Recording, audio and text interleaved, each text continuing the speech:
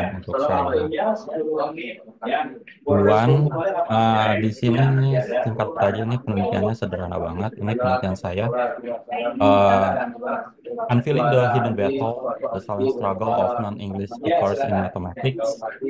Ini penelitian saya dengan Bu Dr. Ani Kusumaningsih dan saya sendiri Angga Hidayat.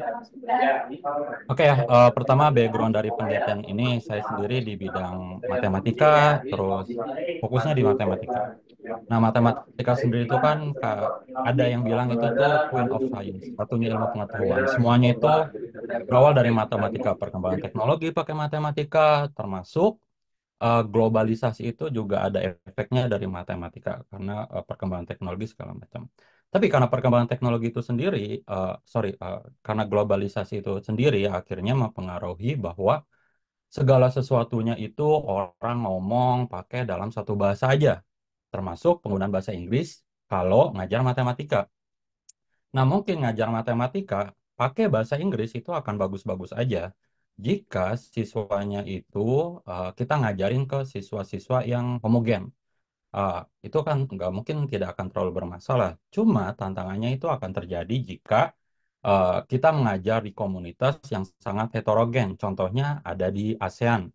ASEAN itu kan kita tahu sendiri ya, ada banyak suku di situ. Jangan kan ASEAN sendiri, Indonesia sukunya ada banyak, bahasa lokalnya ada banyak, terus di ASEAN sendiri juga ada negara yang kaya banget, ada negara yang berkembang banget, ada macam-macam, beragam banget. Karena diversity itu, ASEAN itu pusatnya, salah satu pusatnya diversity di dunia. Nah, tapi kita juga harus melihat kan bahwa siswa itu kan terlepas dari latar belakang yang siswa itu miliki, mereka berhak mendapatkan kualitas pendidikan yang terbaik tanpa diskriminasi sama sekali. Eh, Nah, walaupun ada globalisasi, jangan sampai sekolah-sekolah itu pengen bisa kelihatan keren pakai bahasa Inggris globalisasi, tapi membuat siswa-siswa itu yang dari latar belakang yang mungkin termarginalkan menjadi tambah termarginalkan karena eh, kita kurang analisis penggunaan bahasa Inggris dalam pembelajaran matematika. Nah, sekali lagi bahasa Inggris itu penting banget dan harus terintegrasi sama segala macam pelajaran. Kan kita nggak bisa ya, mungkin belajar bahasa Inggris jangan sampai kayak siswa-siswa sekarang kayak saya gitu. Saya produk zaman dulu yang bahasa Inggris tuh cuma diajarin grammar di sekolah, nggak terintegrasi sama yang lain. Akhirnya cuma ngerti di sekolah, akhirnya selanjutnya itu lupa gitu. Nah, bahasa Inggris itu penting banget. Harus diintegrasikan sama matematika. Tapi penting banget juga untuk mengidentifikasi siapa sih kira-kira mahasiswa atau siswa yang akan termarginalkan jika bahasa Inggris itu diajarkan pakai, matematika diajarkan pakai bahasa Inggris.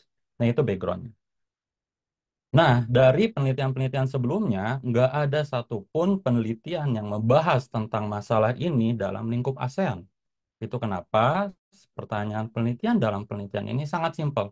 Kami cuma punya satu pertanyaan penelitian di sini. Which student, populasi siswa mana yang akan termarginalkan, yang terpinggirkan, yang dicuekin, yang tambah mereka bisa tidak lebih mengerti matematika kalau matematika itu diajarkan pakai bahasa Inggris. Simpel banget penelitiannya. Dan penelitian ini kami pakai dua theoretical framework. Framework yang pertama itu bilingual mathematics learner itu dari seorang peneliti dari University of California Santa Cruz, itu Mas Kovics. Intinya adalah siswa yang bahasa ibunya itu bukan bahasa Inggris, mereka itu sebenarnya punya aset. Kita harus melihat itu sebagai aset, bukan sebagai defisit. Mereka punya kelebihan yang kita bisa maksimalkan potensinya dengan cara pengajaran tertentu. Terus yang kedua itu critical pedagogy dari Freire. Freire ini dari Brazil, tapi beliau itu adalah figur besar di pendidikan. Intinya disitasi oleh peneliti dari negara-negara Barat. Intinya adalah siswa-siswa itu mereka berhak memiliki kesempatan belajar yang sama terlepas dari background yang mereka miliki. Jangan sampai kita ngajarin seseorang, tapi cuma membuat orang yang kaya semakin kaya, yang miskin malah terabaikan, malah jadi tambah miskin. Semacam itulah. Oke, metodologinya ini systematic literature review, bukan empirical studies. Nah, di systematic literature review-nya ini kami pakai framework Prisma. Prisma ini salah satu framework paling populer di Systematic Literature Review dari Moher et al. Terus kita pakai dua database di sini. Database pertama itu adalah Scopus, yang kedua itu Web of Science. Nah, Bapak Ibu bisa lihat di sini. Jadi fokusnya itu adalah kita pakai kata kuncinya itu ada matematika, ada bahasa Inggris, sama kita nyebutin semua negara-negara ASEAN. Nah, dengan kata-kata kunci tersebut kami mendapatkan 131 paper dari Scopus, database Scopus, dan 94 database dari Web of Science. Terus kita pakai limitasi nih. Di limitasinya itu kita membatasi artikel hanya dari artikel-artikel, bukan book chapter. Kan kalau kita masukin data di Scopus database atau Web of Science, itu kan ada yang namanya dari buku, ada yang namanya note, ada lecture, macam-macam lah. Kita cuma ngambil yang dari artikel jurnal aja sama yang terbit dalam bahasa Inggris. Terus kita punya dapat 80 sama 61 sisanya. Terus kan datanya ini kita gabungin, dapatlah 141 artikel dari dua database tersebut. Nah, karena kita ngegabungin dari dua database, tentu akan ada artikel-artikel yang terindeks di dua database tersebut. Terus kita bersih-bersihin sisa 102 artikel setelah meremove yang duplications. Terus kita duplications artikel 102 artikel ini, abstraknya kita analisis, benar nggak itu ngebahas tentang eh, penggunaan eh, bahasa Inggris dalam pengajaran matematika, dan ternyata hanya ada 83 artikel yang membahas tentang topik tersebut. Terus kita download lah 83 artikel itu, kita baca satu-satu. Akhirnya sebenarnya yang membahas tentang penggunaan bahasa Inggris di matematika itu hanya ada 54. Terus 54 ini overall yang ngebahas semuanya.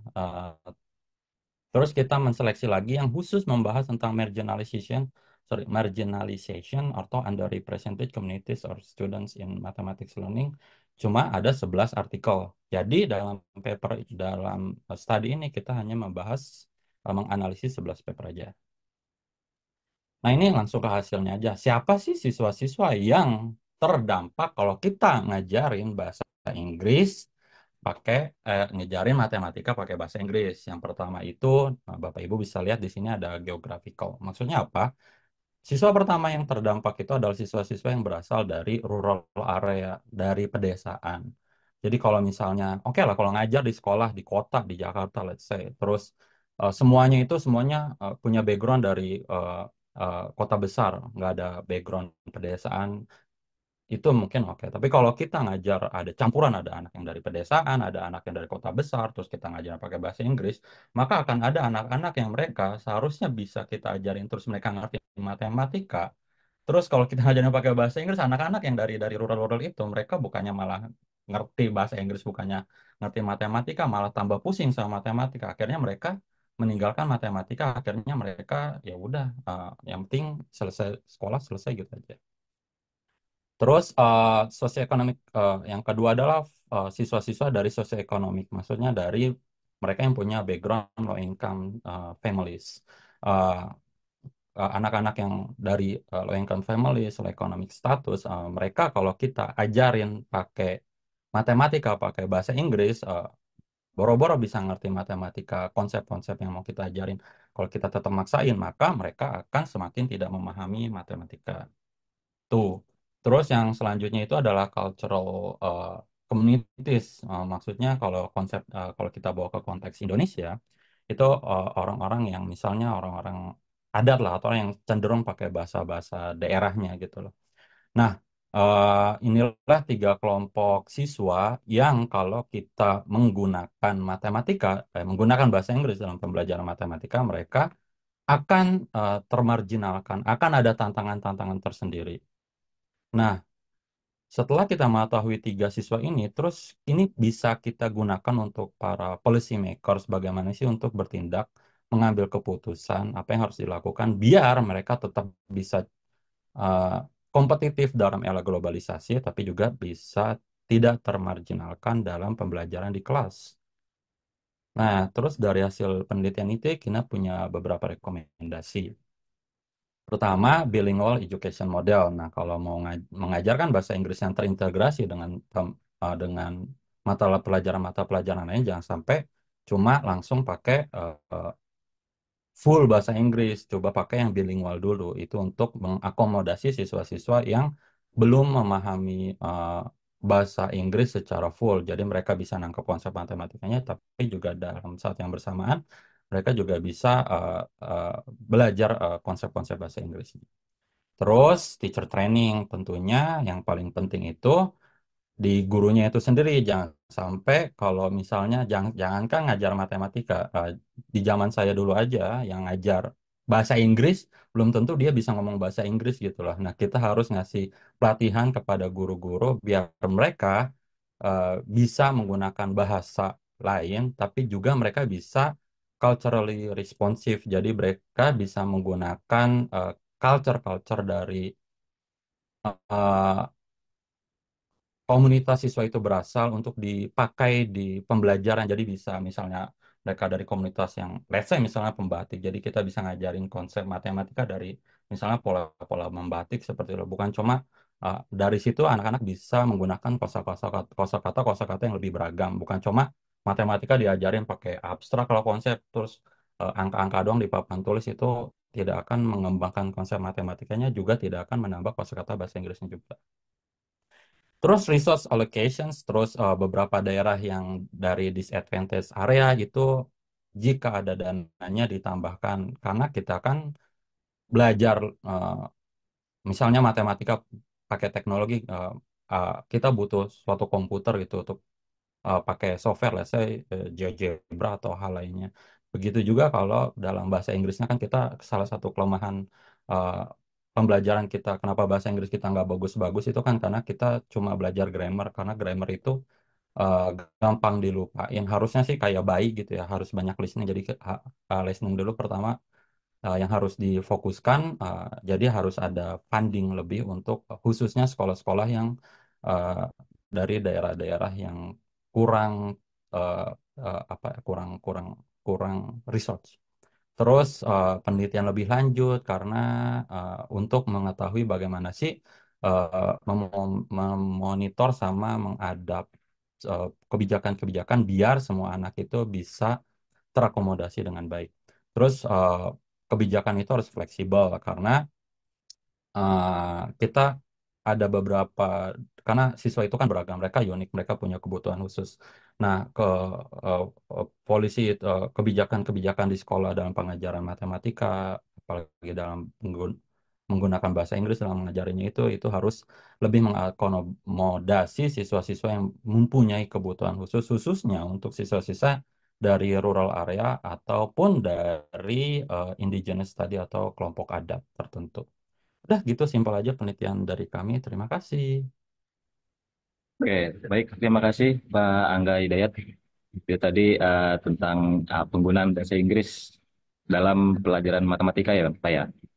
Ya. Gimana untuk apa Bapak Ibu yang ingin bertanya? Apakah ada? Izin bertanya, Pak. Ya, satu aja ya Bu. Ya maaf ya agak lama jadi ya. Ya. Cuman karena saya penasaran ya Pak, karena ini SLR. Saya pengen bertanya kalau misalnya at the end paper yang di research itu hanya 11 ya Pak ya? Iya, Bu. Nah, kalau misalnya di SLR itu ada harus ada minimum. Kalau misalnya dia akhirnya dari dua resort cuma dapatnya 11, apa perlu nambahin dari database lain? Apa ada ketentuan kayak gitu? Apa nggak apa-apa sedapat dapatnya kalau 5 apa ada limitnya gitu? Yang penting ada info paper kan 11 cukup. Kalau menurut saya cukup cukup sedikit ya Pak ya. Pak emang ada kalau di SLR tuh ada minimum minimum berapa paper untuk bisa dijadiin satu satu penelitian kayak gitu ya Pak. Kemudian saat Bapak meramu recommendationnya di sini, itu tuh berdasarkan paper yang 11 itu, recommendation yang Bapak formulakan itu berdasarkan paper-paper dari 11 itu apa nanti ada analisis Bapak tersendiri dan tim. Terima kasih. Oke. Terima kasih Bu Nurdini Silva. Pertanyaannya mantap banget. Thank you. Pertanyaan pertama itu kenapa harus ada minimal paper? Yang saya pakai systematic literature review. Nah, systematic literature review itu setahu saya kan besar gitu loh. Nah, di bawahnya itu ada beberapa systematic jenis-jenis yang lain. Kalau mau pakai minimum itu, kalau yang dikuantitatifkan setahu saya, let's say misalnya kita systematic review, tapi yang jenisnya bibliometrics. Kalau kita pakai bibliometrik, terus kita pakai software, misalnya software R atau apalah, ada banyak kan di situ. Nah itu kita nggak bisa masukin data, terus mereka nggak bakal bisa analisis kalau nggak ada jumlah tertentu. Itu kalau dikuantitatifkan, karena kalau pakai eh, R Studio misalnya, mereka ada tren lah, atau penulis ini ada berapa banyak, jurnalnya ada berapa banyak, negara ini ada berapa banyak. Nah, kalau saya nggak pakai yang kuantitatif, saya fokusnya adalah ke kualitatifnya. Jadi menganalisis satu-satu. Oleh karena itu, maka saya tidak masalah kalau cuma ada 11. Jadi saya tidak mendapatkan uh, paper lain. Karena saya juga tahu, sudah saya prediksi bahwa saya tidak akan mendapatkan banyak paper karena topik ini tuh topik yang masih perlu dieksplor lebih dalam karena belum banyak penelitian tentang ini, gitu, Bu. Itu yang pertanyaan pertama. Terus yang kedua, kesimpulannya ini saya tidak mendapatkan kesimpulan dari paper-paper sebelumnya. Jadi saya tidak summary kesimpulan-kesimpulan dari paper yang lain, tapi saya membuat kesimpulan dari hasil eh, apalah, karena ini kualitatif ya Bu. Jadi karena kualitatif, jadi saya mencari tema-tema dari 11 paper itu, akhirnya ada 3 tema tadi lah. Rural, sosioekonomik, sama indigenous. Nah, dari situlah saya karena ini fokusnya kepada membuat policy gitu. Jadi saya menganalisisnya dari kacamata policy maker. Jadi analisisnya itu dari kacamata policy maker. Begitu, Bu. Terima kasih. Oke, cukup ya, Bu Dini, Nurdini. Ya, silakan. Selanjutnya langsung saja Ibu Verity ya, waktu dan tempat. Silakan. Oke, silakan Pak Ade.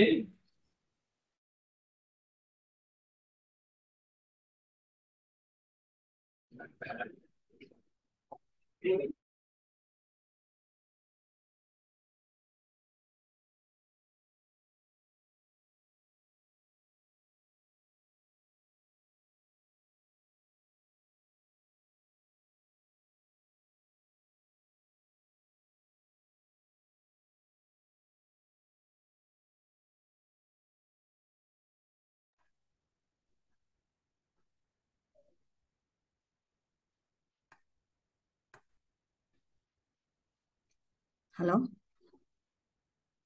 kelihatan nggak Pak? Sudah, Ibu, sudah terlihat. Oh, sudah ya. Oke ya, jadi minder ya dengan penelitiannya Pak Angga tadi. Karena ini penelitiannya masih biasa-biasa aja seperti standar di Unpam. Tapi itu jadi motivasi ya. Semoga kita nanti bisa riset-riset yang berkualitas lah kayak Pak Angga nanti ya ke depannya ya gitu. Oke, untuk penelitian saya ini sebentar. Judulnya biasalah ya, pengaruh disiplin kerja dan lingkungan kerja terhadap kinerja karyawan pada PT Prima Suka Buana Bekasi. Anggota saya ada Bu Feb Amni dan Bu Lili Sularmi serta mahasiswa dari Teresia Sianturi. Nah, jadi di sini pasti kita sudah tahu bahwa di dalam sumber daya manusia itu kita punya tujuan yang ingin dicapai ya. Tujuannya itu adalah apa namanya uh, mencapai keuntungan dan lain-lain, tapi tidak bisa disupport tanpa adanya sumber daya manusia. Jadi sumber daya manusia merupakan aset penting bagi suatu organisasi. Nah, di sini setelah dilakukan survei, maka ada beberapa masalah pada PT Prima Suaka Buana, di mana ini adalah perusahaan di bidang jasa keamanan di Jakarta ya. Nah, ini masalahnya bisa kita lihat di dalam kedisiplinan, kemudian lingkungan kerja dan juga kinerja. Nah, untuk disiplin ini di dalam PT Prima Suaka Buana ini ada apa namanya penurunan ya, apa namanya ada masalah dari tahun 2019 20 hingga 21 terjadi kenaikan ketidakhadiran dan kedisiplinan indisiplin dari para karyawan.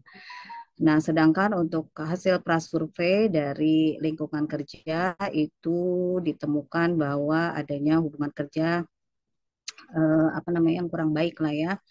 Di situ ada 14 yang tidak setuju dan juga suhu ruangan yang kurang menunjang di dalam lingkungan kerja. Sedangkan untuk kinerjanya terjadi penurunan juga dan hanya sedang-sedang saja 75% dari target 100% untuk kinerja yang diharapkan.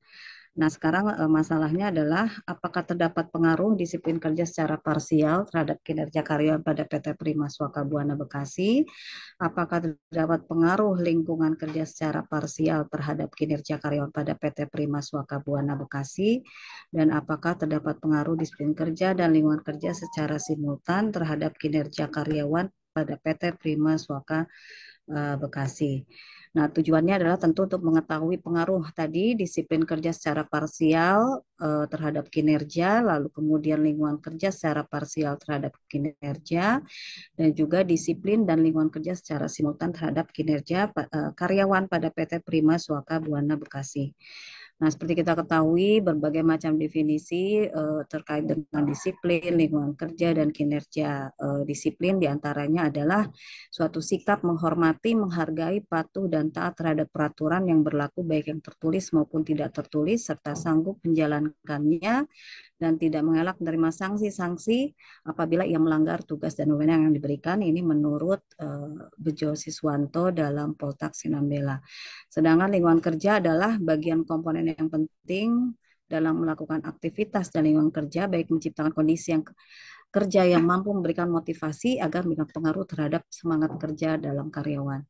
Sedangkan kinerja sendiri menurut Mangkunegara adalah kinerja hasil kerja secara kualitas maupun kuantitas yang dicapai oleh seseorang dalam melaksanakan tugas dan tanggung jawabnya. Nah, metodenya adalah kuantitatif dengan menggunakan populasi 60 dan sampelnya juga 60, menggunakan sampel jenuh. Pengumpulan datanya adalah observasi, kuesioner, pustakaan, dan dokumentasi. Sedangkan teknik analisis datanya adalah uji normalitas, asumsi klasik ya, dan analisis deskriptif. Nah, ini adalah kerangka berpikirnya menggunakan indikator dari Feza Rifai dalam Sinambela. Indikator untuk disiplin kerja adalah kehadiran, ketaatan peraturan kerja, standar kerja, kewaspadaan, serta etika kerja. Sedangkan untuk lingkungan kerja, Sedarmayanti yaitu penerangan cahaya, suhu udara, suhu bising, ruang gerak, hubungan kerja antara bawahan dan atasan. Sedangkan untuk kinerjanya adalah indikatornya adalah jumlah pekerjaan, kualitas, ketepatan waktu, kehadiran, dan kemampuan bekerja sama dari Wilson Bangun. Maka di sini hipotesisnya adalah tidak terdapat pengaruh antara disiplin kerja dengan kinerja karyawan pada PT Prima Swaka Buana Bekasi. HA1-nya terdapat pengaruh antara disiplin kerja dengan kinerja karyawan pada PT Prima Swaka Buana Bekasi. Lalu kemudian hipotesis keduanya tidak terdapat pengaruh antara lingkungan kerja dengan kinerja karyawan pada Prima Swaka Buana. Lalu alternatifnya adalah terdapat pengaruh antara lingkungan kerja dengan kinerja karyawan pada PT Prima Swaka Buana.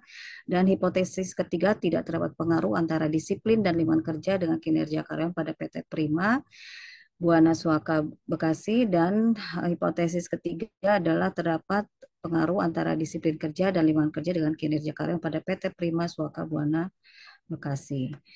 Nah, hasilnya adalah berdasarkan tabel tersebut untuk disiplin kerja itu diperoleh R hitung lebih besar dari R tabel, maka semua item kuesioner dinyatakan valid.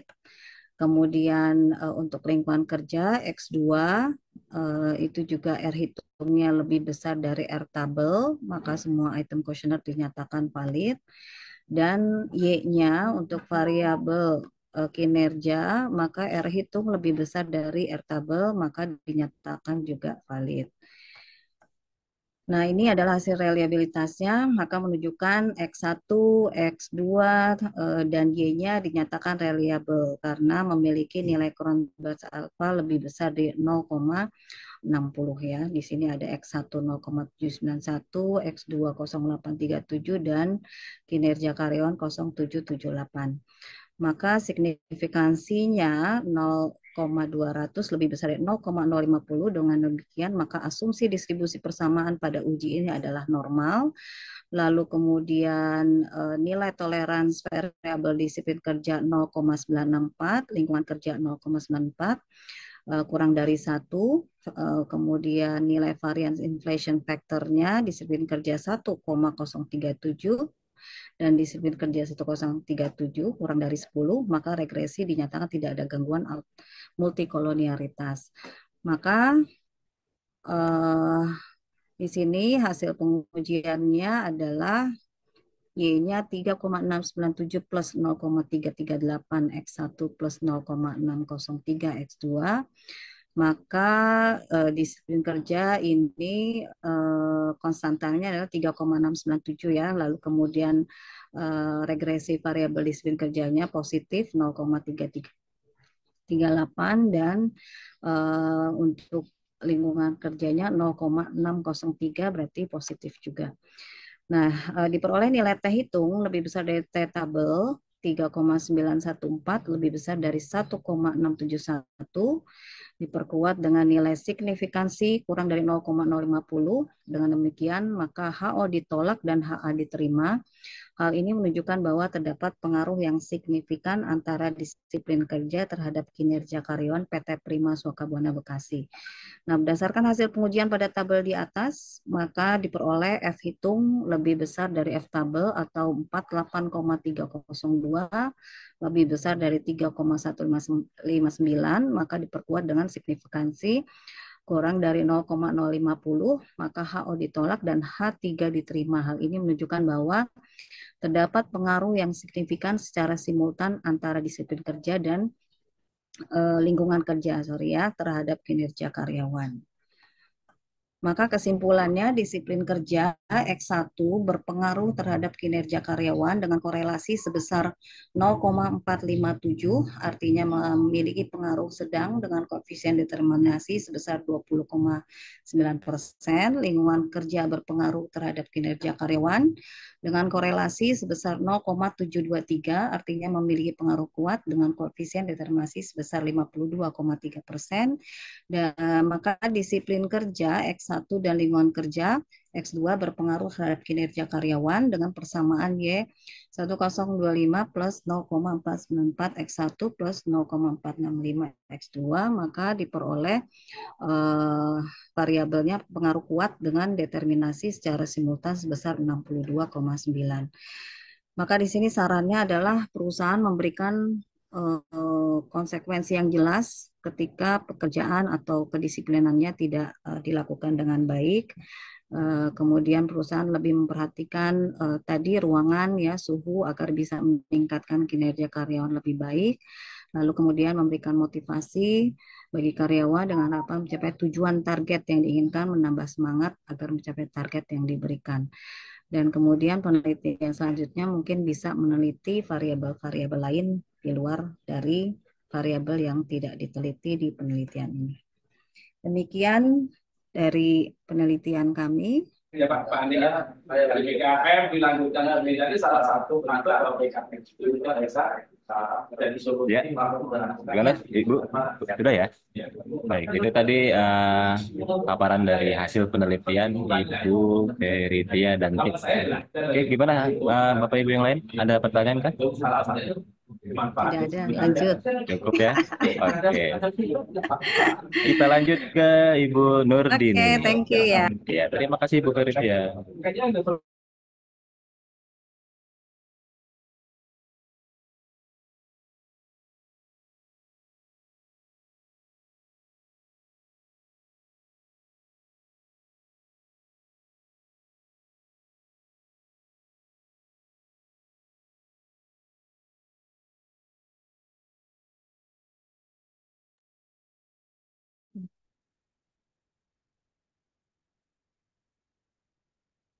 Izin saya scan, Pak. Apa sudah terlihat? Ya, sudah sih, sudah. Assalamualaikum warahmatullahi wabarakatuh. Waalaikumsalam. Nama saya Nurdini Tilova, bersama tim saya yaitu Ibu Devi Putri Isnaini. Pada diseminasi penelitian dosen kali ini, kami akan menyampaikan hasil penelitian kami, yaitu model social lofting behavior pegawai honor tim penggerak pemberdaya dan kesejahteraan keluarga Kota Tangerang Selatan. Nah, latar belakang penilaian ini adalah berdasarkan hasil penilaian kinerja pegawai pada program kerja TP PKK Kota Tangerang Selatan tahun 2018-2020 mendapatkan nilai dari 5 wilayah. Masih beberapa ada nilai yang masih kurang baik dan masih baik dan cenderung ke tahun terakhir maka fenomenanya makin menurun. Maka pada saat mengadakan penelitian wawancara yang mendalam, tim mendapatkan fenomena bahwa program-program yang diusung secara kelompok yang merupakan program-program yang makin menurun. Maka fenomena social lofting behavior ini mengacu pada fenomena di mana individu mengerahkan lebih sedikit usaha ketika bekerja di dalam tim atau kelompok dibandingkan ketika mereka bekerja sendiri. Perilaku ini sering terjadi karena kurangnya akuntabilitas dan persepsi bahwa kontribusi seorang dalam kelompok itu tidak terlihat. Maka dalam tim ini terjadi penurunan.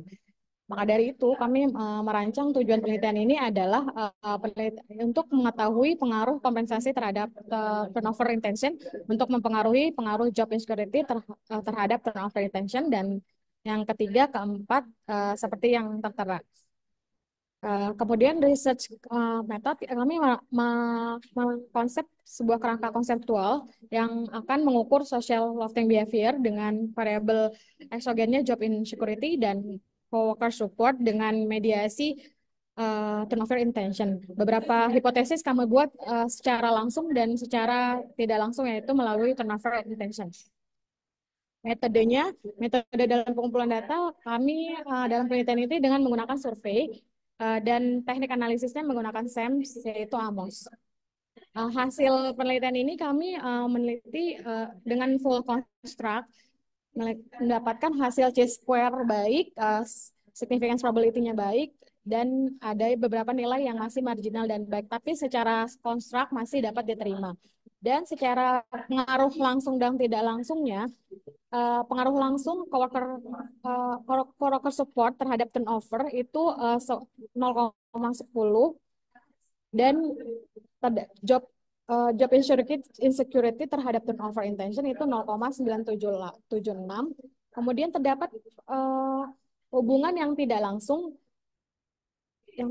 itu hanya terjadi pada job insecurity terhadap social lofting behavior dan juga turnover intention terhadap social lofting behavior. Berdasarkan hasil tersebut, kami menyimpulkan beberapa kesimpulan dari 5 hipotesis tersebut bahwa semakin kurangnya dukungan rekan kerja dalam tim khususnya, maka akan semakin tinggi tingkat turnover intention-nya. Semakin tinggi job insecurity-nya, maka akan semakin tinggi tingkat turnover-nya. Kemudian semakin tinggi coworker support, maka semakin tinggi social lofting behavior-nya. Kemudian semakin tinggi job insecurity, maka akan semakin tinggi social lofting behavior. Semakin tinggi turnover intention, maka akan semakin tinggi social lofting behavior. Yang perlu disarankan terhadap tim di wilayah khususnya wilayah yang paling minim yaitu Serpong, dalam variabel thinking of quitting ini menjadi indikator paling kuat dalam mengikat perilaku kemalasan sosial. Oleh karena itu sebagai manajer perlu meningkatkan rasa aman dan kenyamanan bekerja bagi karyawan dengan cara memberikan akuntabilitas yang secara detail pada setiap member dalam kelompoknya. Kemudian indikator pengurangan usaha ketika bekerja dalam organisasi menjadi indikator yang paling kuat dalam meningkatkan perilaku kemalasan. Oleh karena itu manajemen sebaiknya perlu memberikan tugas dan tanggung jawab yang jelas dan reward bagi teman yang sudah bekerja dengan baik. Stick dan carrot ada reward dan punishment-nya juga. Cukup sekian pemaparan dari saya. Terima kasih. Assalamualaikum warahmatullahi wabarakatuh. Oke, waalaikumsalam warahmatullahi wabarakatuh. Terima kasih Ibu Nurdini atas paparannya. Itu tadi sangat menarik ya. Lalu gimana untuk Bapak Ibu? Apakah ada pertanyaan? Kalau tidak ada, kita lanjut saja. Tidak ada ya? Oke, oke, baik kita lanjut ke peserta selanjutnya yaitu Pak Toyib. Ada Pak Toyib? Bapak ada Baik, yang memberikan Silakan ada Pak. dipersiapkan. Ya, Siap. 10 menit ya. Ya, Ya, kerja di sana ya. Ada yang kerja di sana. ya selamat siang Bapak Ibu hadirin sekalian. Penelitian bisa Apakah sudah dijadikan terlihat benchmark juga ya? Sudah, display dari sudah Umpan ya? balik sudah, Baik, sudah. terima kasih. peningkatan. Ya, mohon izin untuk menyampaikan penelitian yang kami buat dalam hal ini. Penelitiannya kami adalah sebagai tim. Yang pertama saya sendiri, yang kedua adalah Ibu Yuliana Friska. Dan sebenarnya penelitian ini adalah penelitian yang memang desain join apa namanya work atau kerja bersama gitu kan. Dan di sini ada dalam satu kali langkah itu intinya bagaimana kita bisa mendapatkan penelitian yang bukan hanya satu penelitian. Maka dari ini nanti sebagian dari apa namanya part yang akan nanti berkorelasi dengan apa yang tadi disampaikan oleh Pak Angga gitu kan, terutama untuk bagian metodologinya gitu. Nah itu ya. Untuk judul penelitian seperti yang Bapak dan Ibu sekalian bisa lihat di situ adalah seperti itu ya, Mathematics in English Uncovering the Language Impact on Learning. Nah, ini kita menggunakan eksplorasi bibliografi. Nah, di sini masih berkenaan dengan matematika juga, kemudian di sini masih berkenaan dengan bahasanya juga. Cuma kalau tadi itu adalah faktor diskriminannya dari para learner atau pembelajar, kalau di sini yang dimunculkan itu adalah dalam penelitian ini adalah language impact-nya atau pengaruh bahasa dalam pengajaran bahasa matematika menggunakan bahasa Inggrisnya. Nah, itu adalah skop dari penelitian ini, Bapak Ibu sekalian. Nah, kemudian di sini adalah background-nya atau latar belakangnya. Di sini kita sudah ketahui bahwa yang namanya matematika itu menjadi sebuah framework atau kerangka untuk memahami alam semesta gitu kan. Dan ini muncul sebuah apa namanya jargon bahwasanya ya tadi matematika itu merupakan language of universe atau bahasa dari alam semesta gitu kan. Nah, kemudian di situ ya sebagaimana tadi fungsinya matematika sebagai framework atau kerangka untuk memahami universe atau alam semesta, matematika pun di sini muncul sebagai apa komponen intrinsik dari sebuah ilmu pengetahuan di mana ya matematika di situ berperan sebagai struktur dari ilmu pengetahuan itu sendiri, kemudian ya muncul sebagai alat atau perangkat gitu kan untuk memahami gitu kan ilmu tertentu yang memang di situ adalah menjadi signifikan atau penting kan begitu. Nah, kemudian kaitannya antara matematika dengan sains ini memang dari zaman dulu itu sudah dekat banget hubungannya, atau di sini adalah ya close relationship gitu kan, sehingga ya keduanya itu saling mensupport untuk pengembangan dari masing-masingnya, ya pengembangan untuk sains dan juga pengembangan untuk matematikanya itu sendiri gitu kan.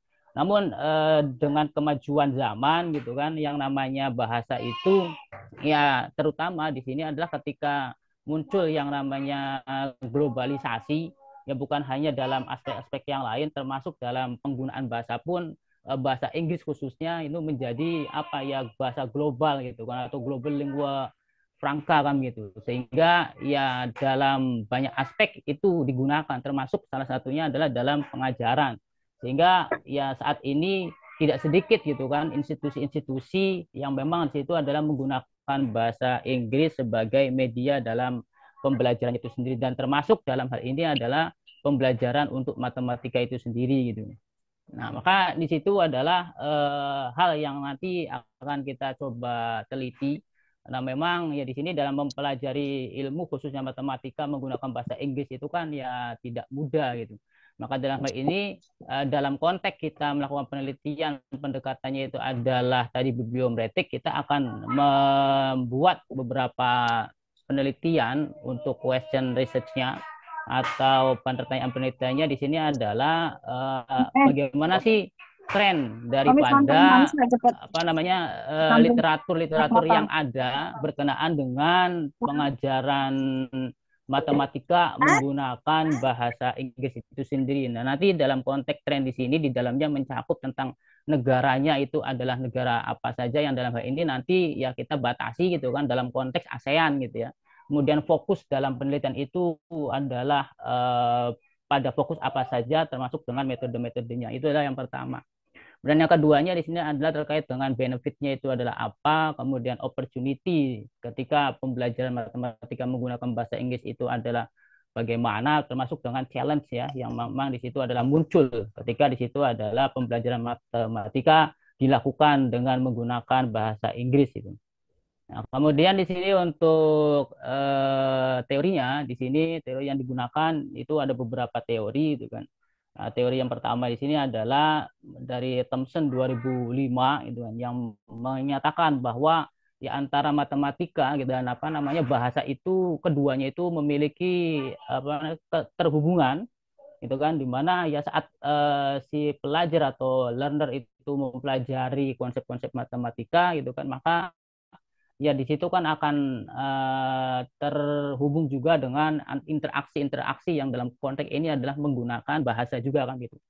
Nah, kemudian yang kedua adalah terkait dengan teori bilingual mathematic learning. Nah, ini yang apa namanya sampaikan atau digawangi oleh Mas Kovic tahun 2007. Nah, bagaimana di sini adalah gitu kan ketika mempelajari matematika. Nah, di situ para bilingual students itu yang menggunakan linguistic resource itu dalam konteks untuk memahami matematika atau konsep matematikanya itu sendiri.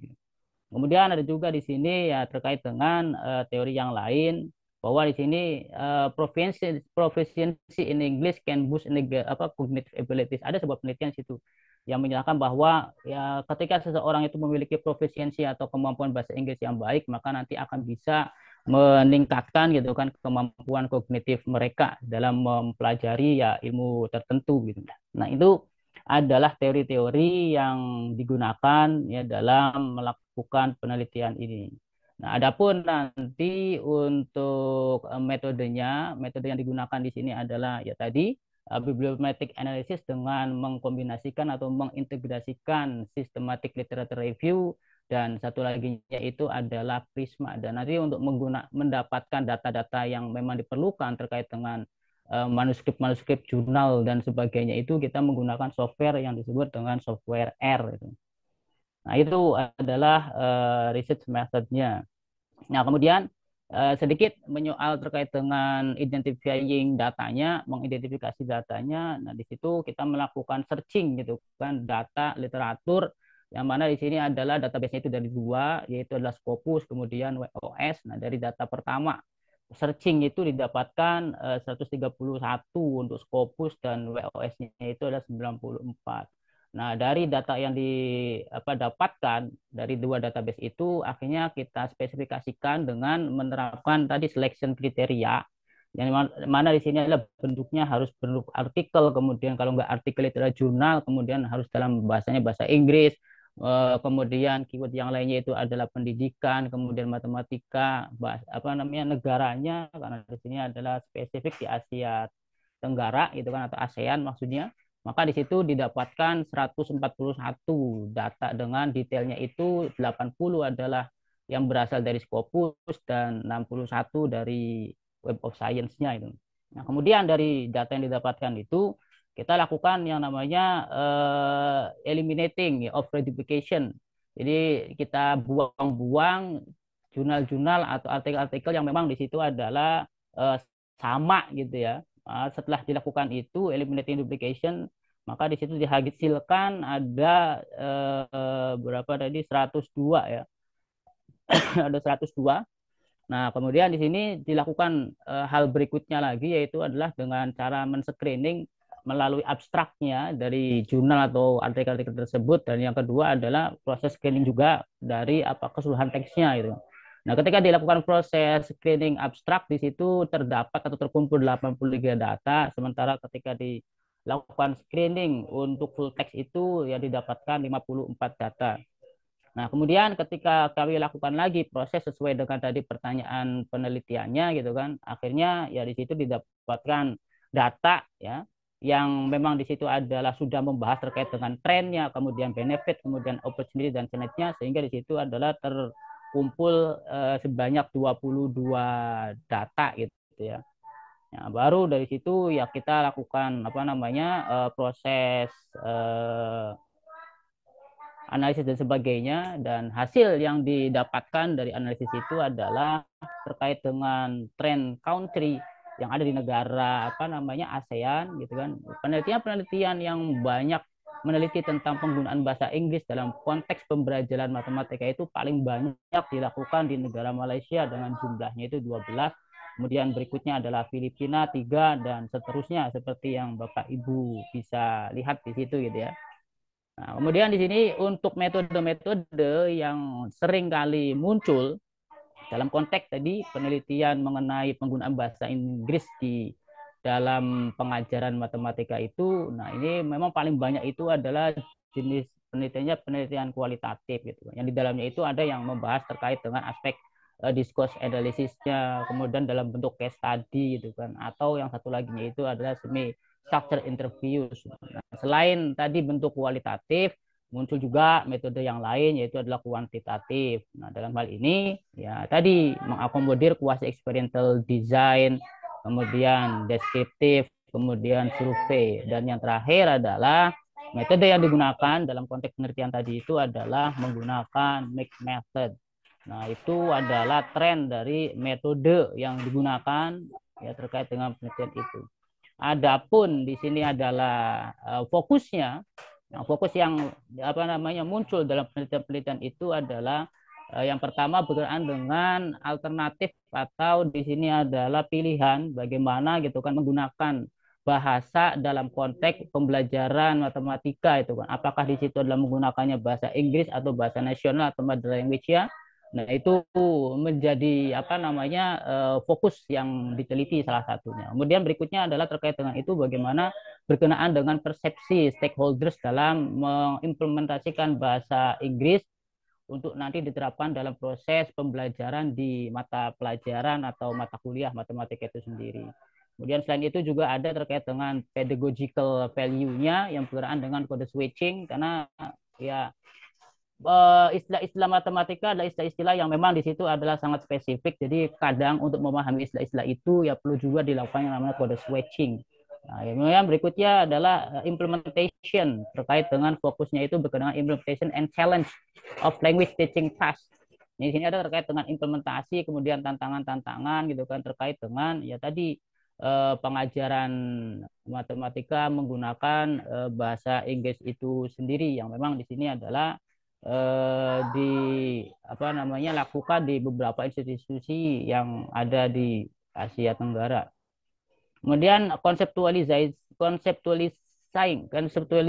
and measuring learning quality. Jadi di sini adalah yang berikutnya terkait dengan bagaimana mengukur, mengakses kualitas gitu kan, hasil pembelajaran pengajaran matematika gitu kan menggunakan bahasa Inggris itu adalah seperti apa. Nah, itu adalah fokus berikutnya. Kemudian yang berikutnya ada terkait dengan policy juga. Bagaimana pemerintah itu adalah mengambil kebijakan terkait dengan ya di sini adalah benefit gitu ya, keuntungan atau kekurangan dalam model pembelajaran bahasa Inggris menggunakan bahasa Indonesia tersebut bahasa Inggris tersebut gitu ya.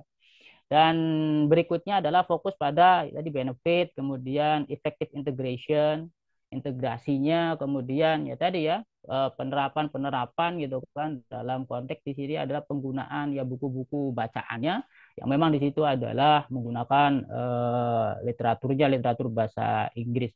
Nah, itu adalah berkenaan dengan fokus ya yang memang menjadi penelitian dalam hal itu. Kemudian dari proses analisis yang dilakukan terkait dengan penelitian itu juga benefitnya atau keuntungannya di sini adalah bahwa ya dalam konteks menggunakan bahasa Inggris untuk pembelajaran matematika itu kan bisa menghindari avoiding potential misinterpretation, menghindari misinterpretasi terkait dengan ya tadi penerjemahan sebuah istilah-istilah tertentu gitu. Nah, memang dalam bahasa Inggris itu, bahasa matematika ada beberapa istilah yang memang harus menggunakan istilah itu kan gitu. Tidak boleh atau tidak pas kalau menggunakan istilah-istilah yang lain. Kemudian dalam kaitannya menggunakan bahasa Inggris, maka mahasiswa atau siswa itu akan dipaksa untuk harus membaca literatur yang bahasa Inggris. Nah, artinya ketika di situ siswa membacanya literatur yang berbahasa Inggris dengan sendirinya akan bisa meningkatkan gitu ya kemampuan membaca konteks di sini adalah bahasa Inggris secara ya bersamaan. Kemudian yang berikutnya developing soft skill, bisa mengembangkan kecakapan-kecakapan yang di sini adalah dalam kategori soft skill seperti komunikasi, kemudian teamwork gitu kan, dan ya mutual respect itu. Kemudian berikutnya adalah improving understanding, ya bisa meningkatkan pemahaman apa namanya konsep-konsep matematika, kemudian meningkatkan ya problem solving skill ya. Kemudian berikutnya lagi adalah for education outcome, untuk luaran gitu ya dari proses pendidikan itu, ya maka nanti bisa meningkatkan ya tadi kualitas daripada si graduate atau lulusan-lulusannya itu. Karena ya ketika di situ sering menggunakan bahasa Inggris, maka secara otomatis gitu kan ya akan memberikan dampak gitu kan dalam konteks peningkatan kualitas bahasa Inggrisnya.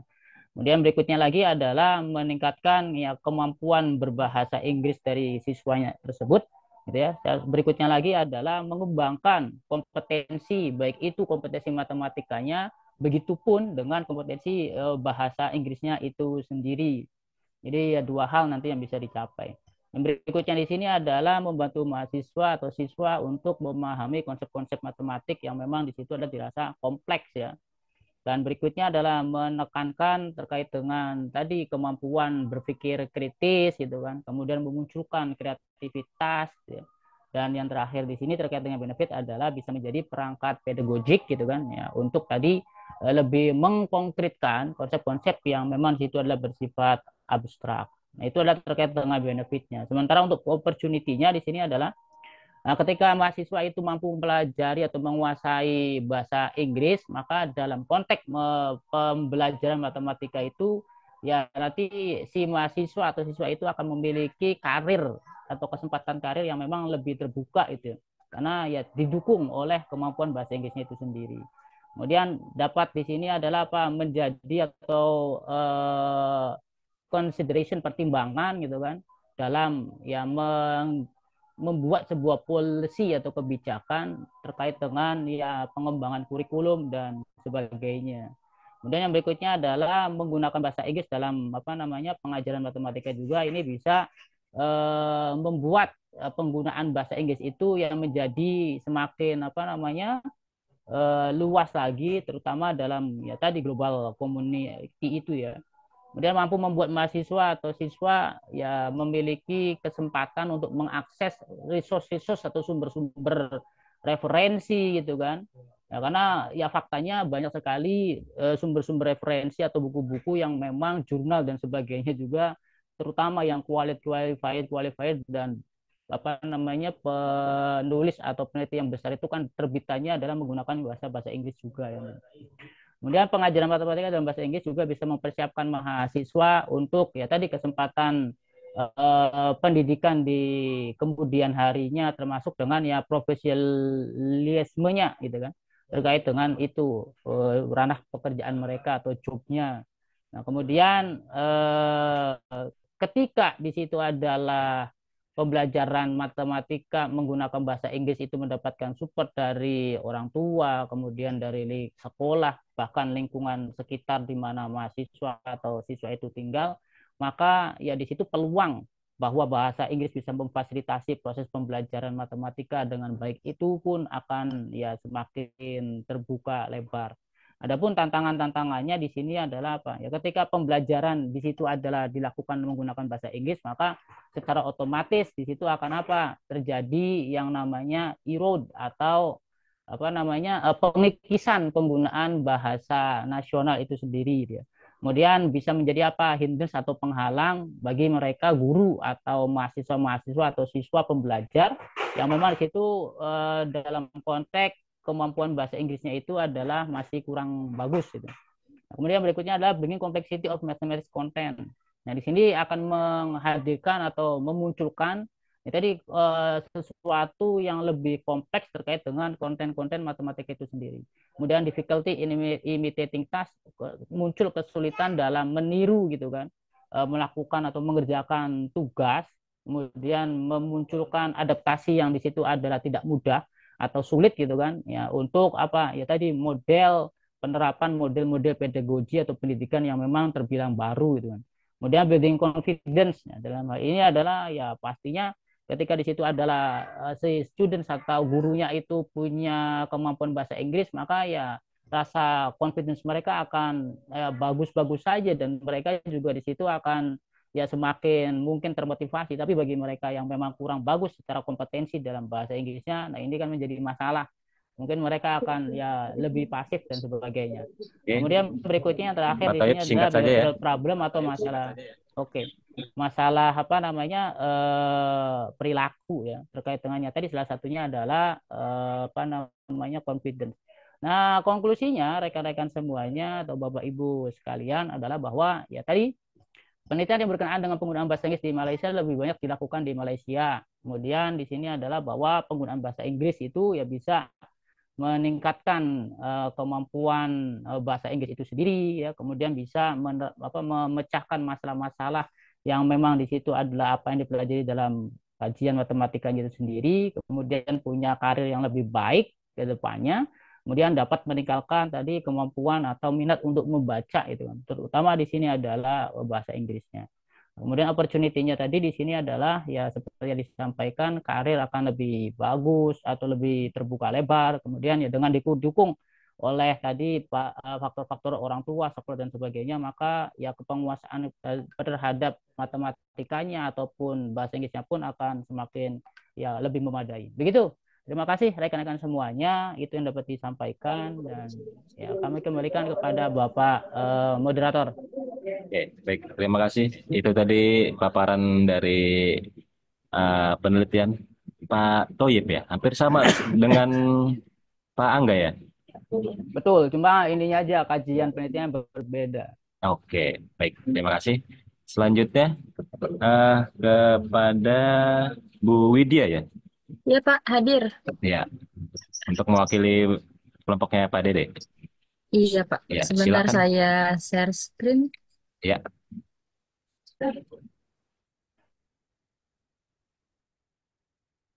Apa sudah terlihat Bapak Ibu? sudah Ibu. Baik. Hmm.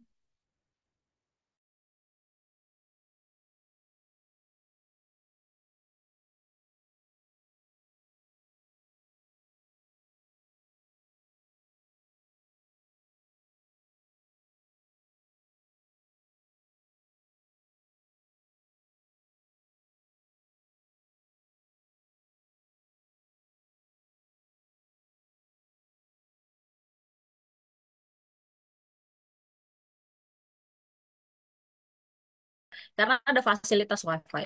Ya oke lah kalau misalnya tempatnya kurang bersih, tapi setidaknya ada fasilitas lain yang bisa menggantikan gitu. Kemudian pelatihan untuk karyawannya sepertinya harus ditingkatkan. Kayaknya briefingnya harus lebih sering, pelatihannya harus lebih intens lagi gitu. Kemudian untuk semakin apa ya, untuk menambah kepuasan pelanggan, ini kami mengharapkan banget si Warkop ini bisa menambahkan menu. Untuk menunya Bapak Ibu bisa dicek di Google, ada di Google, itu sedikit banget menunya. Mungkin bisa lebih banyak aja, jadi orang-orang mungkin bisa balik lagi untuk mencoba menu-menu yang lain. Baik, seperti itu Bapak, Ibu, terima kasih banyak. Sekian presentasi dari kelompok kami. Mohon maaf jika ada kurang-kurangnya.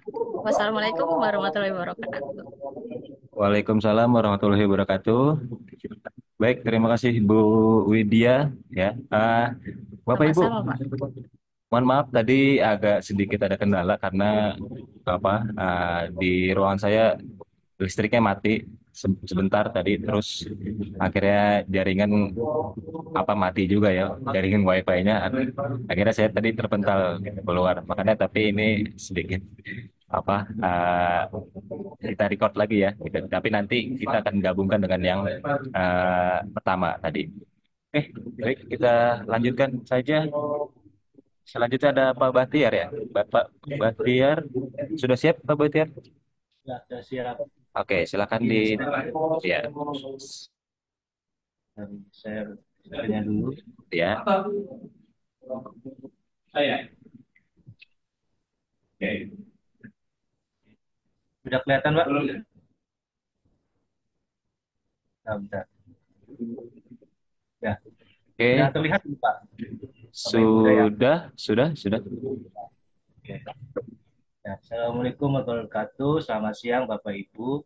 Mohon izin untuk presentasikan hasil penelitian saya dan teman-teman saya. Ini dengan berjudul Pengaruh Keselamatan Kerja dan Kesehatan Kerja terhadap Produktivitas Kerja Karyawan pada PT Tirta Karyan Pertama Depo di daerah Bintaro. Nah, anggotanya saya sendiri dan ditemani oleh teman-teman saya, Dr. Arif dan Bapak Edi Kristianto.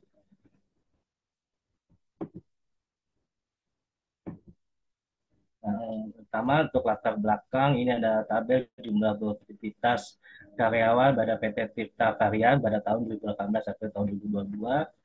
Eh, dari tahun 2018-2022 produktivitasnya jumlah produktivitas Depo Karyan menurun sejak tahun 2020 sampai tahun 2023. Karyawan bertambah menjadi 540 karyawan. Pertama karyawan produktivitas menurun, produktivitas galon menurun juga sebesar 350 dan produktivitas kardus sebesar 398. Penurunan juga terjadi pada produksi tahun 2021 dan tahun 2023. Latar belakang berjumlah kecelakaan kerja berita varian dalam 4 tahun terakhir ini sejak tahun 2019 sampai tahun 2022 kecelakaan kerja meningkat pada tahun 2021 menjadi 28% dan terdapat satu kecelakaan berat yang disebabkan oleh kurangnya fokus operator forklift yang menabrak pekerja lain sehingga membuat kaki pekerja patah dan membutuhkan perawatan di rumah sakit terdekat. Pada tahun 2022, kecelakaan kerja meningkat menjadi 33% dan tercatat 6 kecelakaan kerja ringan terjatuh, kesandung hingga kesetrum yang disebabkan oleh terburu-buru lantai yang licin, ruang yang fokus karyawan dalam bekerja, tidak memakai alat pelindung diri, dan mengantuk. Dan untuk metode penelitiannya, yang pertama metode penelitian yang digunakan dalam menyusun ini yaitu metode kuantitatif, populasi dalam penelitian ini sebanyak 545 karyawan, populasi variabel penelitian, dan teknik analisa datanya. Terus selanjutnya keselamatan kerja. Menurut Mangkunegara, keselamatan kerja menurut pada kondisi aman atau selamat dari penderita kerusakan atau kerugian di tempat kerja. Mangkunegara menjabarkan beberapa indikator selamat kerja, yang pertama keadaan tepat dan lingkungan kerja, pengaturan udara, pengaturan penerangan, pemakaian peralatan kerja, kondisi fisik dan mental pegawai. Untuk kesehatan kerja, menurut peraturan pemerintah nomor 88 tahun 2019, kesehatan kerja adalah upaya yang ditujukan untuk melindungi setiap orang yang berada di tempat kerja agar hidup sehat dan terbebas dari gangguan kesehatan serta pengaruh buruk yang diakibatkan dari pekerjaan. Menurut Manulang, diminimasi dari indikator pertama dan lingkungan kerja secara medis, sarana kesehatan karyawan, pemeliharaan kesehatan karyawan.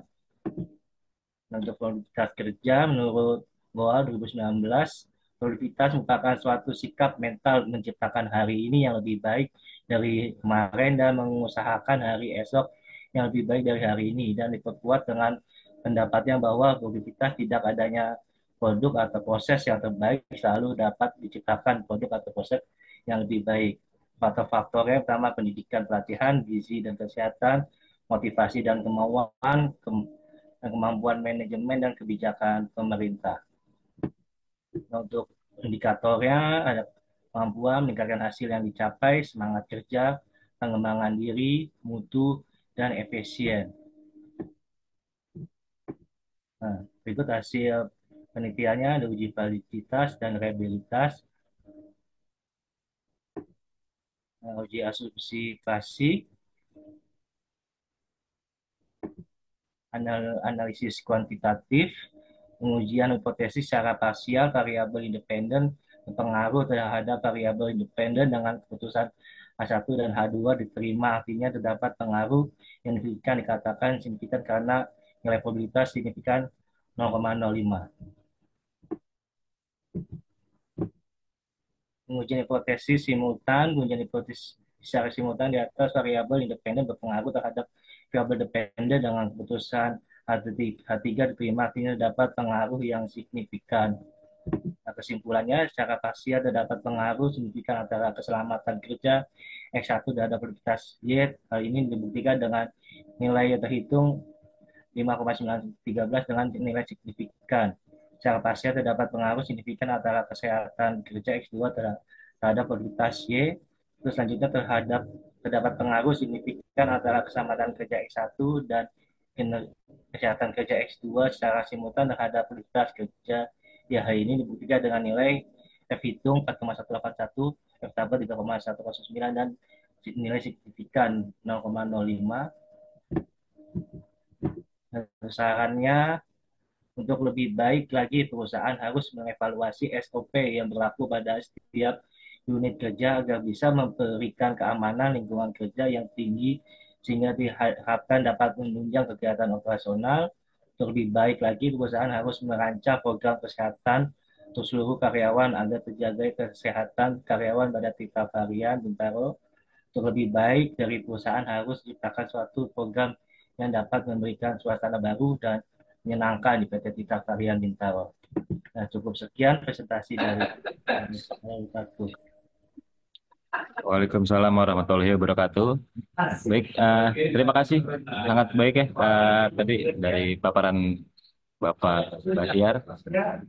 Selanjutnya untuk Bapak Ibu, apakah ada pertanyaan untuk Pak Bahtiar? Tidak ada ya? Kita lanjut saja. Setelah ini ada Pak Adi Martono. Tidak ada ya? Oke, selanjutnya kita setelah Pak Adi itu ada Bu Lina. Bu Lina, sudah siap Bu Lina? Sudah, Pak. Oke, ya. Silakan. Pak, bisa tolong dibantu tampilin PPT saya tidak? Oke, siap. Tunggu sebentar ya. Baik.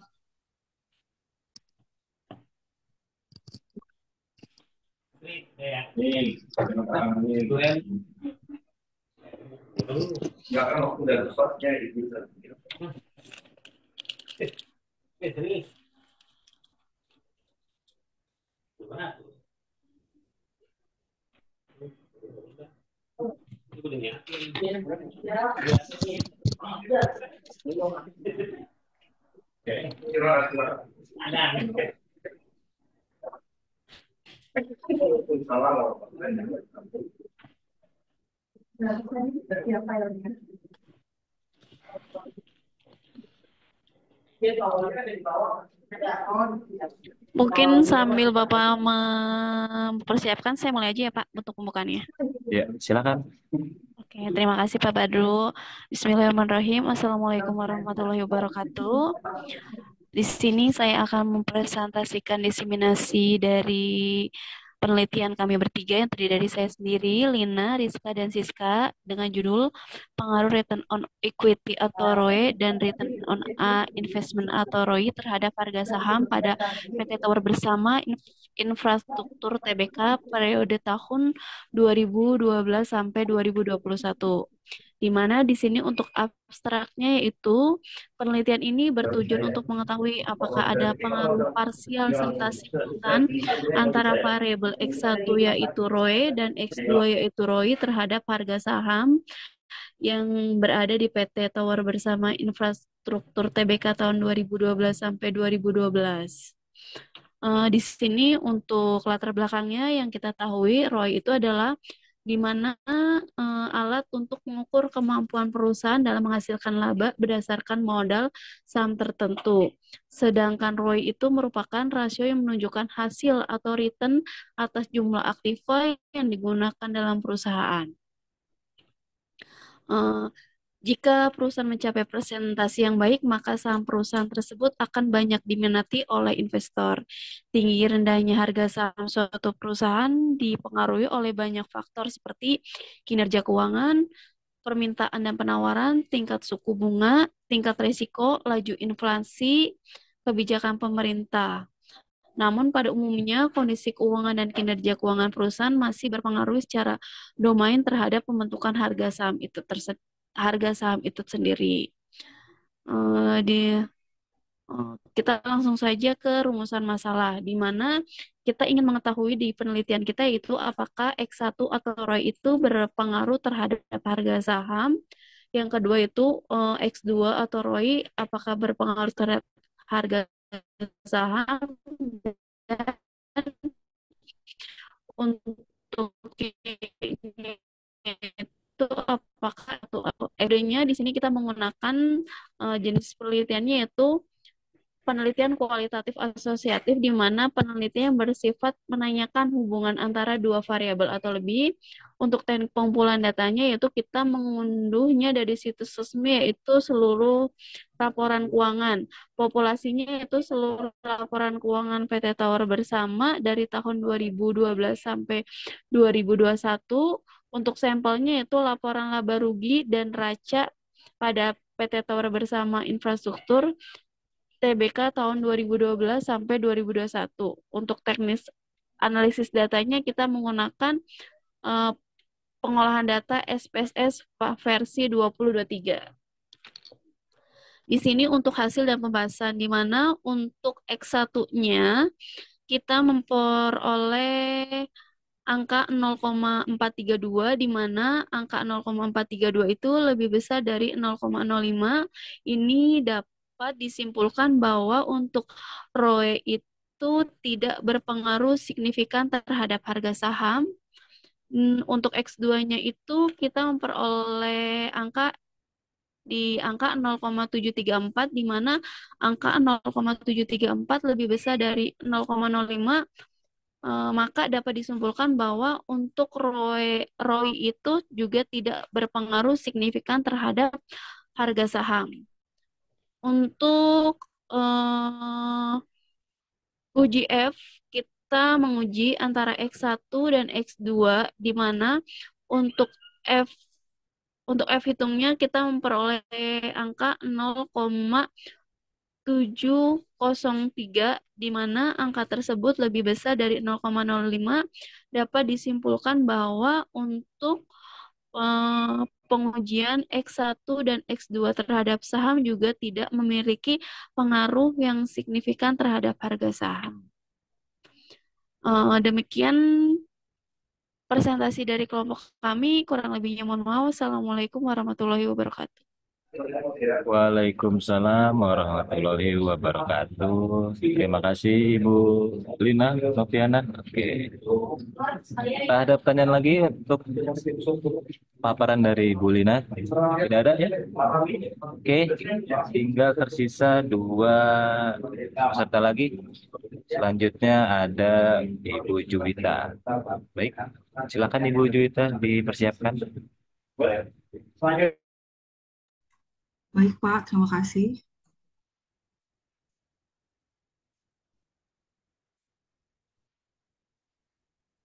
Sudah terlihat ya, Pak, ya? Oke, sudah.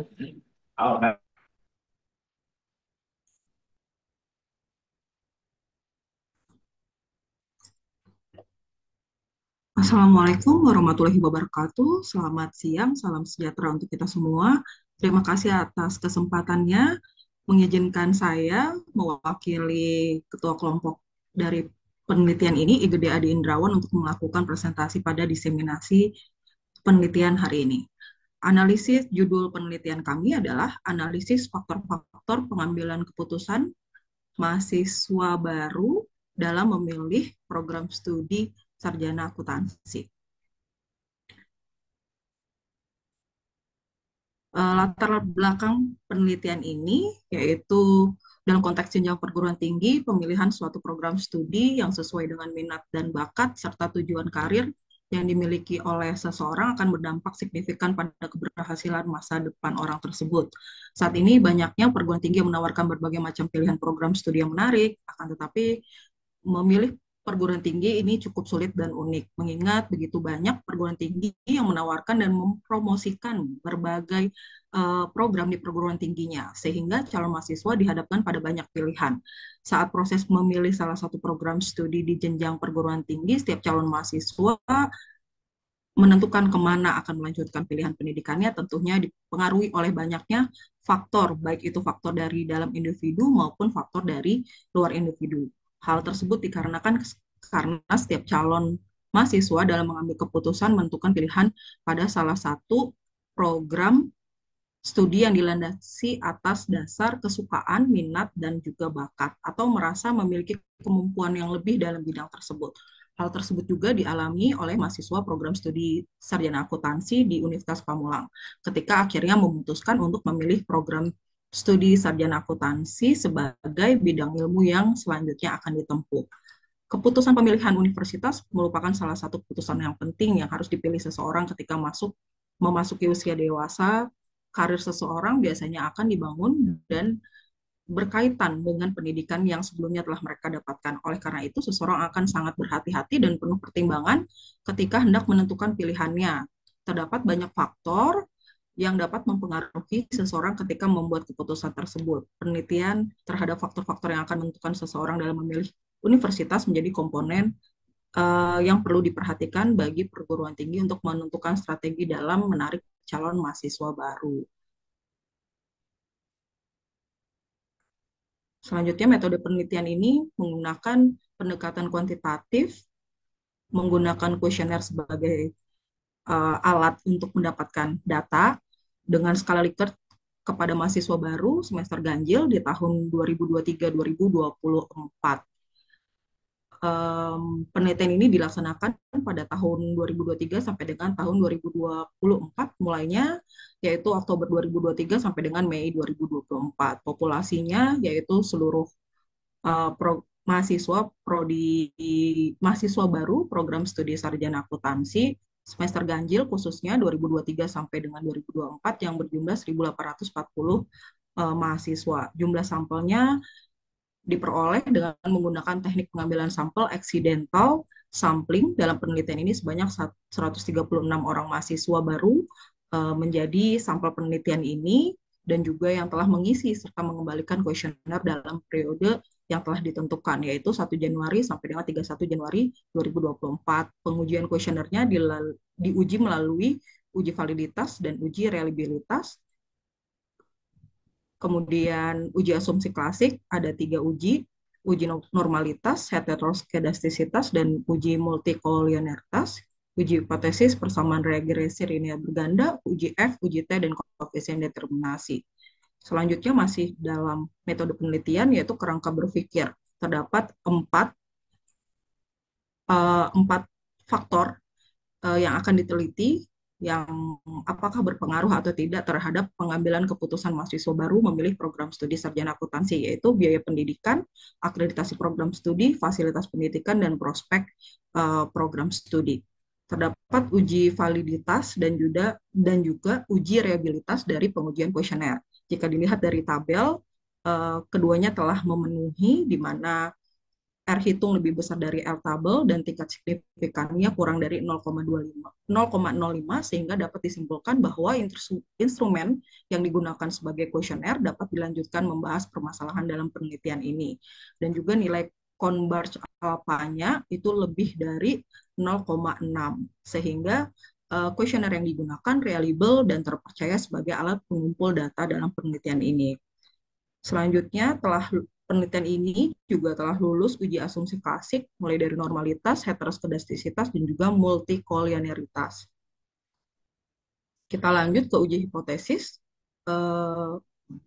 Hasilnya juga X1, X2, X3, dan X4 terhadap Y itu secara simultan berpengaruh, dan juga begitu juga X1, X2, X3, dan X4 terhadap Y secara uji parsial juga berpengaruh. Namun di koefisien determinasinya agak sedikit rendah. Ini kita hanya mendapatkan sebanyak 28,8% bahwa variabel biaya pendidikan, variabel akreditasi program studi, variabel fasilitas pendidikan, dan juga variabel prospek program studi secara simultan berpengaruh terhadap Y, hanya berdampak 28,8%, sehingga masih ada 67,1% variabel lain yang belum diteliti pada penelitian ini bisa dijadikan penelitian dasar buat ke depannya. Kemudian kesimpulannya, secara simultan maupun parsial sangat berpengaruh terhadap masing-masing variabelnya.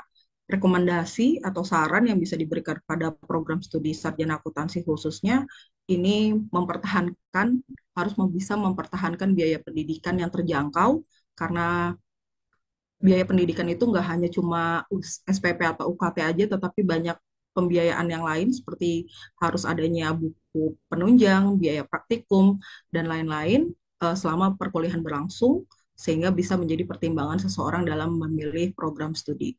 Kemudian melakukan evaluasi guna meningkatkan kualitas dosen maupun pelayanannya, serta tetap menjaga akreditasi program studi supaya tetap memiliki akreditasi yang baik di lingkungan perguruan tinggi, karena apabila program studi akuntansi tidak memiliki akreditasi yang baik, maka akan semakin berkurang minatnya calon mahasiswa untuk bisa mengambil keputusan berkuliah dengan program studi tersebut. Kemudian sebaiknya terus berupaya meningkatkan fasilitas pendidikan sehingga perkuliahan dapat berjalan dengan efektif dan efisien. Dan yang terakhir, harus sama-sama berusaha semaksimal mungkin dapat meningkatkan kualitas SDM untuk menghasilkan alumni yang berprestasi dan sukses. Hal ini dikarenakan setelah mahasiswa lulus dari perkuliahan, tujuannya yaitu untuk mencari pekerjaan, dan perlu dipertimbangkan kembali prospek dari program studi yang dipilih bagi masing-masing calon mahasiswa baru. Terima kasih. Kita lihat gimana Pak Afif, ada peningkatan nggak usahanya?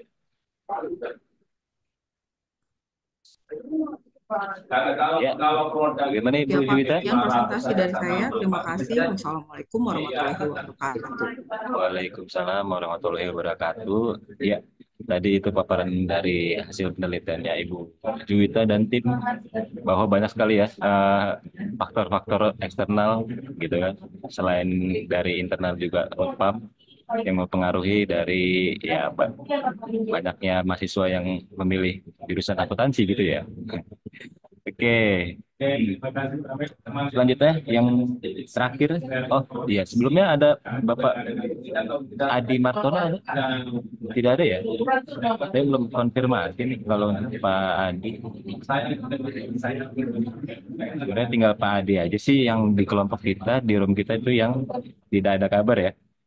Oke, kita lanjut aja ke peserta terakhir, kelompok Pak Ahmad Akbar yang diwakili oleh Ibu Endang Nurita. Ibu Endang sudah? Oh iya, sip, sudah terlihat Ibu. Silakan dimulai.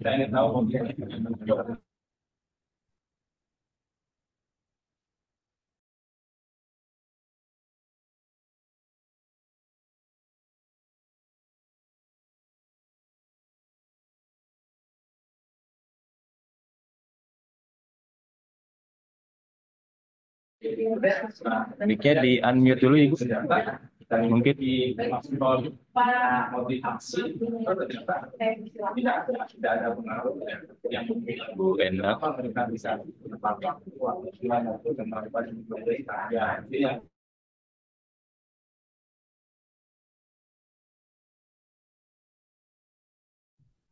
Udah masuk Pak. Halo. Sudah Ibu. Oke. Assalamualaikum warahmatullahi wabarakatuh. Waalaikumsalam. Ya, selamat siang semuanya. Hari ini saya mewakili Bapak Akbar, yaitu beliau lagi tidak bisa hadir karena ada keperluan. Di sini diseminasi tentang pengaruh parent ratio dan debitif ratio terhadap Iya.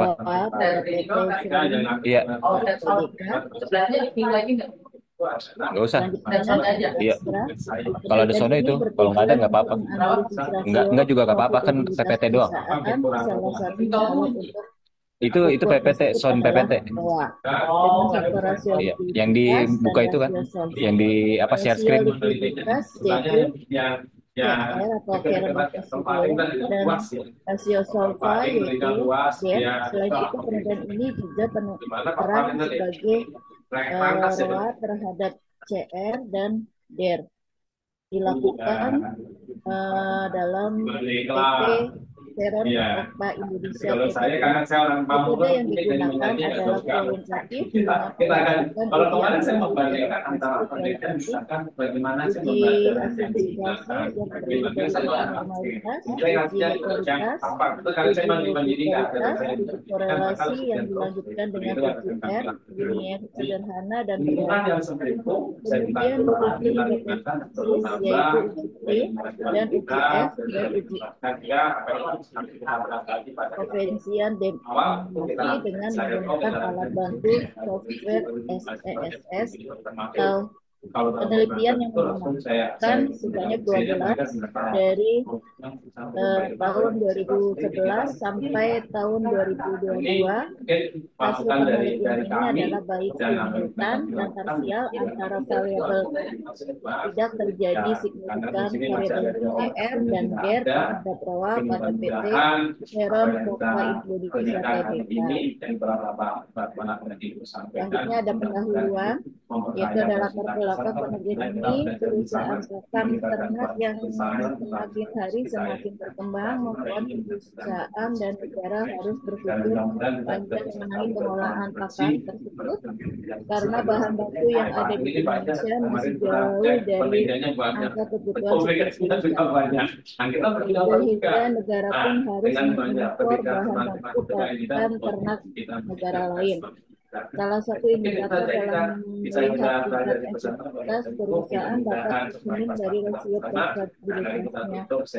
Menurut Tasmir 2016, profitabilitas merupakan rasio menuju perusahaan Ya, semoga bermanfaat semua. Nanti akan kita share hasil komunikasi kita linknya di Chrome 1. Terima kasih. Assalamualaikum warahmatullahi wabarakatuh. menunjukkan hasil atas jumlah aset yang Sama-sama, silakan Bapak Ibu.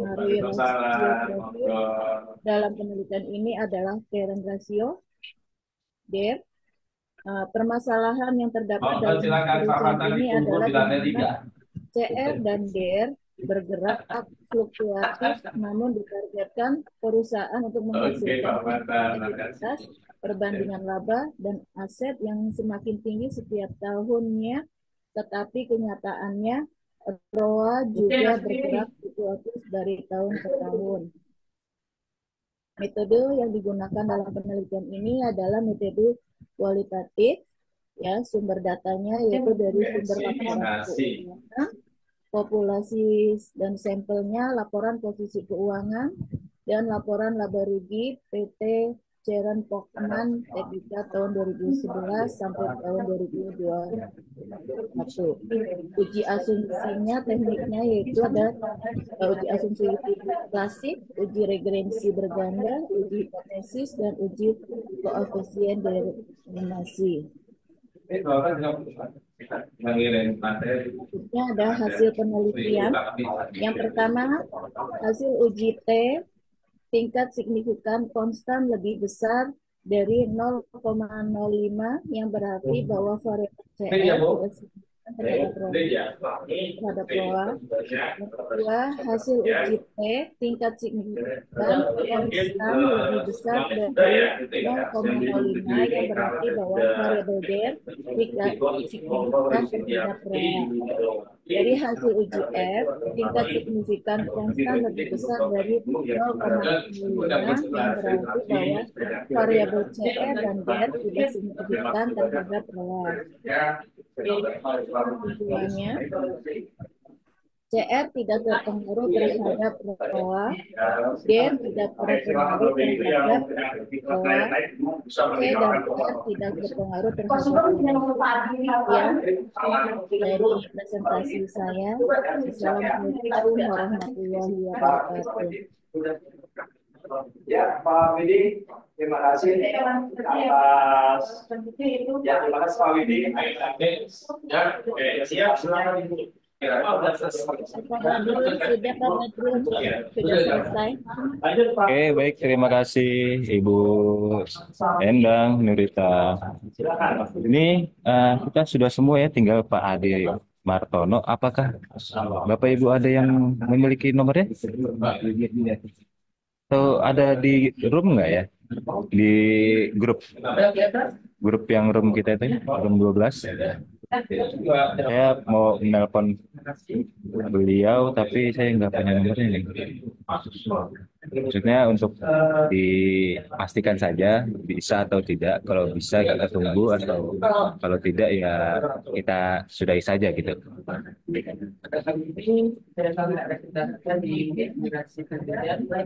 Sebentar ya Bapak Ibu. Ya.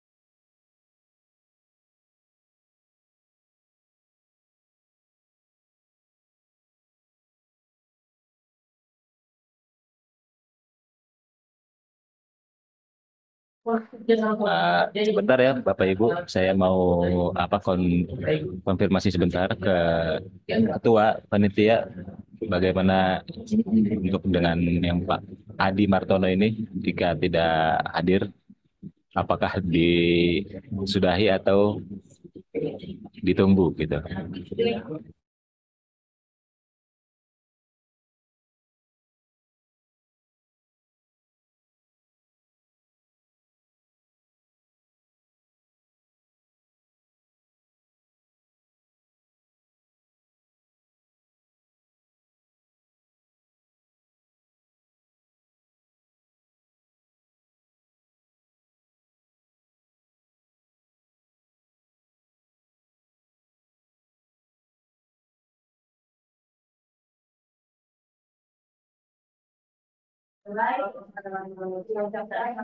Oke, Bapak Ibu, saya sudah dapat jawaban dari Bapak Ketua. Boleh diselesaikan Ibu, share screen-nya, ditutup dulu.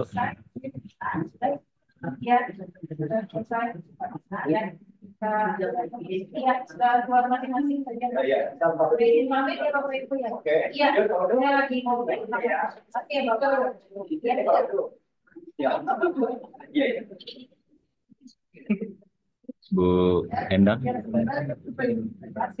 bisa diselesaikan dulu share screen-nya. Terima kasih ya semua Bapak Ibu, Pak. Salam ya.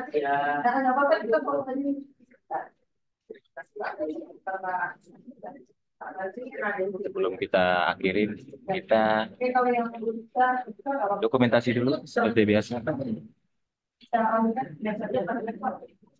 Oke, untuk link video Bapak Ibu nanti tinggal menunggu hasil dari rekap semua room ya.